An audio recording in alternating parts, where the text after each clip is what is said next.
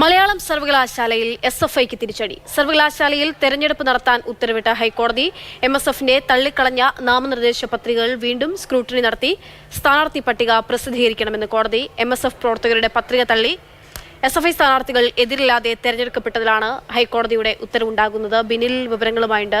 ബിനിൽ, കോടതി ഉത്തരവിന്റെ പൂർണ്ണരൂപം എങ്ങനെയാണ്? SFIക്ക് തിരിച്ചടിയാവുന്നത് എങ്ങനെ?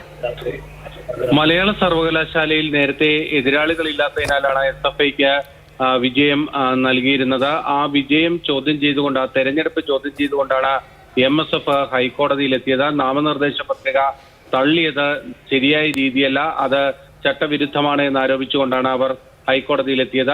ആ ഹർജിയാണ് ഇപ്പോൾ ഹൈക്കോടതി അനുവദിച്ചിരിക്കുന്നത്. MSF നേതാക്കളുടെ അടക്കം നാമനിർദ്ദേശ പത്രികകൾ വീണ്ടും സ്ക്രൂട്ടിനി നടത്തി പുതിയ സ്ഥാനാർത്ഥി പട്ടിക പ്രസിദ്ധീകരിക്കാനാണ് മലയാള സർവകലാശാലയോട് ഹൈക്കോടതി നിർദ്ദേശിച്ചിരിക്കുന്നത്. 2 ആഴ്ചയ്ക്കകം തെരഞ്ഞെടുപ്പ് നടപടികൾ പൂർത്തീകരിക്കാനും കോടതി നിർദ്ദേശിച്ചിരിക്കുന്നു. അതോടുകൂടി മലയാള സർവകലാശാലയിലേക്ക്, യൂണിയനിലേക്ക് വീണ്ടും തെരഞ്ഞെടുപ്പ് നടത്തേണ്ടി വരും. ഏകപക്ഷീയമായി എതിരാളികളില്ലാതെ SFI പ്രവർത്തകർ വിജയിച്ചതാണ് ഹൈക്കോടതി റദ്ദാക്കിയിരിക്കുന്നത്.